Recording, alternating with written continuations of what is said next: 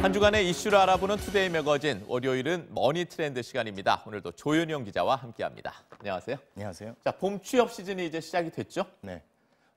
먼저 취업 얘기 드리기 전에 네. 사람들이 돈을 모을 때 가장 중요한 게 조건이 뭐냐 이렇게 물으면 네. 뭐라고 답할 것 같으세요? 글쎄요, 뭐 저축이나 뭐 투자 이런 거 아닐까요? 네, 삼성생명 은퇴연구소가 발표한 이 실천해야 할 자산관리 습관 보고서에 따르면요. 네. 돈을 모으기 위해서 가장 필요한 습관, 역시 한 번 들어온 돈이 나가지 않게 한다. 절약이 1등이었고요. 그 다음으로 꼽은 게 안정적인 직장이었습니다. 안정적인 직장이 있어야 돈을 모을 수 있다라고 답한 사람이 54%나 됐습니다. 네, 역시 또 취업인데요. 자, 이번 주부터 대기업들 공채가 다시 시작을 하죠? 맞습니다. 이번 주부터 주요 대기업 상반기 공개 채용이 진행되고 있습니다. 취업 시즌이 진행되니까 이 도전하실 분들 또 그러한 자제분들이 있으신다면 들어보시면 좋겠는데요. 이번 주 국내 최대 기업 삼성이죠. 공채를 시작합니다. 삼성전자와 SDI 등 전자계열사가 오늘부터 원서 접수를 시작하고요. 네. 삼성생명과 화재 등 금융계열사는 내일부터, 삼성물산 등 비전자 부문 계열사는 모레부터 입사 원서 받습니다. 자, 현대차그룹 이미 접수가 시작됐고요. 현대자동차는 바로 오늘까지고요. 기아자동차와 현대모비스는 앞으로 일주일, 현대제철은 이번 주 금요일까지 원서를 받습니다.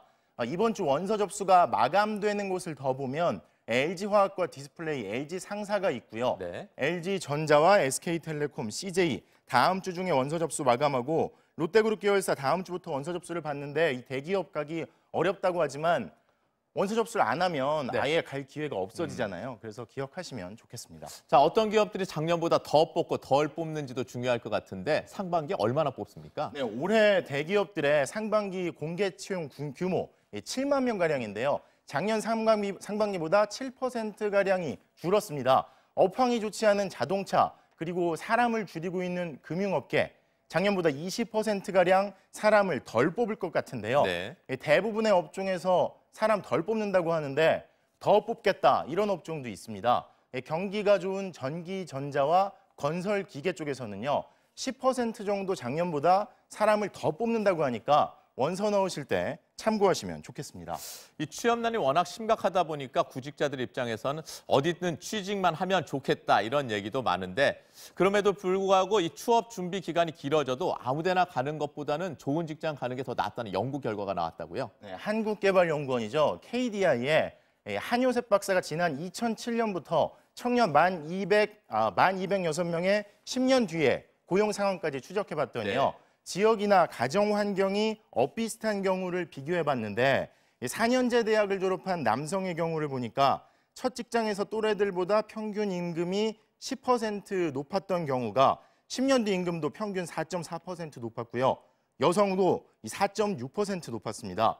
좋은 대우해주는 직장에 처음으로 들어가면 10년 뒤에도 임금이 평균적으로 더 높았다는 거죠.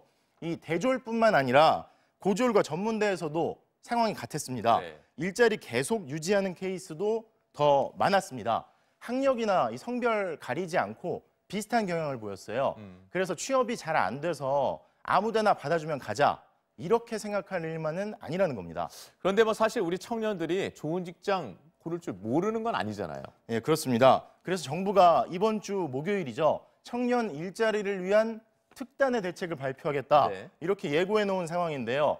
청년들에게 직접 보조금이나 세제 혜택을 직접 주는 방안이 있고 또 일자리 늘리는 기업들에게 간접적으로 지원하는 방안 네. 여러 방법들이 고려되고 있는데 사실 아까 말씀드린 그 첫 직장이 중요하다.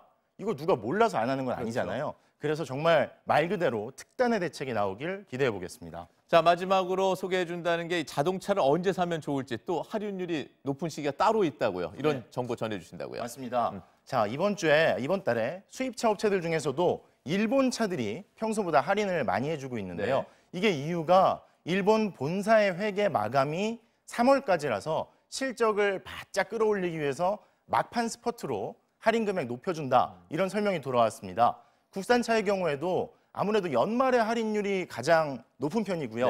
네. 독일차의 경우에는 평소에도 할인 많이 해주는 브랜드들이 많잖아요. 근데 한 독일차 업체의 관계자가 이렇게 말했습니다. 독일차는 회계 마감도 중요하지만 보통 7년마다 한 번씩 돌아오는 차량 모델 체인지 직전에 할인율이 가장 높다 이렇게 말을 했는데요. 그러니까 만약에 신차를 사셔야 한다면 국산 차는 연말에, 네. 일본 차는 3월에, 독일 차는 7년마다 한 번씩 돌아오는 모델 체인지 직전에 사시는 게 가장 유리하겠습니다. 그렇군요. 자, 지금까지 머니트렌드 조현영 기자와 함께했습니다. 잘 들었습니다.